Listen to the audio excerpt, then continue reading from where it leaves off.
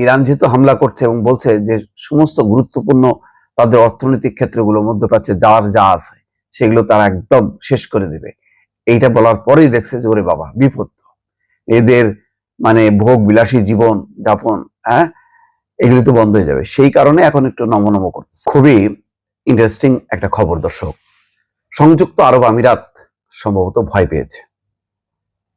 তারা ভয় পেয়ে বলছে যে সংযুক্ত আরব আমিরাতের ভূখণ্ড মার্কিন যুক্তরাষ্ট্রকে ব্যবহার করতে তারা দেবে না।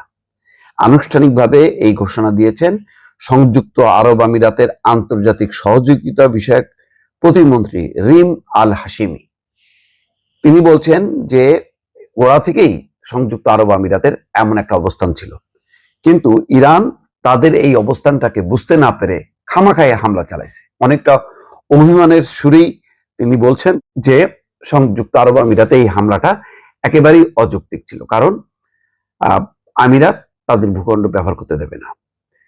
এখন ইরানের বক্তব্য কি কি কারণে আমিরাতে তারা হামলা চালিয়েছে এটা পরিষ্কার করেনি, কিন্তু ইরানের কাছে নিশ্চয়ই তথ্য আছে কোন কোন দেশ সহযোগিতা করছে মার্কিন যুক্তরাষ্ট্রকে আর করছে না, সেটা নিশ্চয়ই না জেনে এমন কাজ ইরানের এই মুহূর্তে করার কথা না।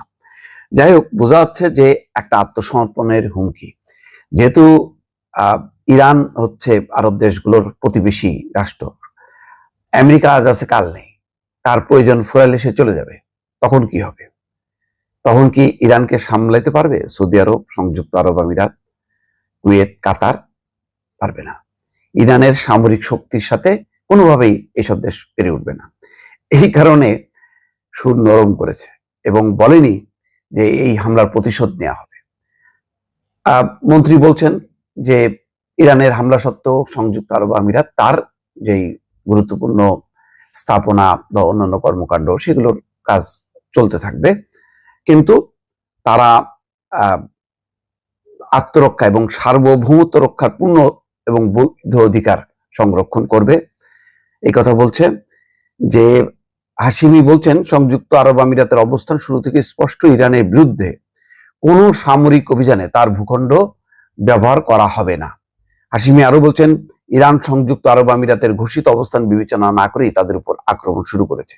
সংযুক্ত আরব আমিরাত এবং অন্যান্য উপসাগরীয় দেশগুলো সামরিক সংঘাত এবং উত্তেজনা এড়াতে কূটনৈতিক প্রচেষ্টা চালিয়ে যাচ্ছে। তার মানে ইরান হামলা চালাইছে বলে পাল্টা হামলা চালাবে এইটা বলার সাহস তাদের নেই।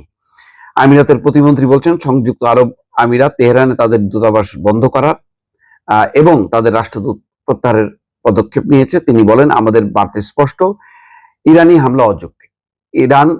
ইরান যে হামলা করেছে সেই কারণে রাগে দুঃখে অভিমানে সংযুক্ত আরব আমিরাত ইরানে তাদের দূতাবাস বন্ধ করেছে এবং তাদের যে রাষ্ট্রদূতকে প্রত্যাহারের তারা সিদ্ধান্ত নিয়েছে। রিম আল হাশিমি বলেন ইরানি হামলা সত্ত্বেও সংযুক্ত আরব আমিরাতের সব গুরুত্বপূর্ণ ক্ষেত্র কোনো বাধা ছাড়াই কাজ চালিয়ে যাচ্ছে এবং দেশ জুড়ে জনজীবন স্বাভাবিক রয়েছে। তিনি বলেন আমরা সংঘাতকে আর বিস্তৃত করতে চাই না। সব ঠিক আছে, কিন্তু এই যে হামলাটা করলো, এই হামলার নিন্দা তো করা উচিত ছিল, সেই নিন্দা কিন্তু করেনি। সেই নিন্দা সংযুক্ত আরব আমিরাত করেনি। ইসরায়েলের এই আগ্রাসনের ব্যাপারে আরো বক্তব্যটা স্পষ্ট হওয়া দরকার ছিল, সেটাও করেনি। ফলে এখন ইরান যেহেতু হামলা করছে এবং বলছে যে সমস্ত গুরুত্বপূর্ণ তাদের অর্থনৈতিক ক্ষেত্রগুলো মধ্যপ্রাচ্যে যার যা আছে সেগুলো তারা একদম শেষ করে দিবে, এইটা বলার পরেই দেখছে যে ওরে বাবা বিপদ, এদের মানে ভোগ বিলাসী জীবন যাপন, হ্যাঁ, এগুলো তো বন্ধ হয়ে যাবে। সেই কারণে এখন একটু নমনম করতেছে। আসলে সংযুক্ত আরব আমিরাত, সৌদি আরব, এদের ভূমিকা খুবই ন্যাক্কারজনক। এই দেশগুলো যদি ঐক্যবদ্ধ থাকতো তাহলে ইসরায়েলের এত সাহস হতো না যে মুসলমানদের রক্ত ঝরানো, মুসলিম বিশ্বের মধ্যে ঢুকে মুসলমানদের রক্ত নিয়ে হোলি খেলা, এটা করতে পারতো না যদি আরব দেশগুলো ঐক্যবদ্ধ থাকতো।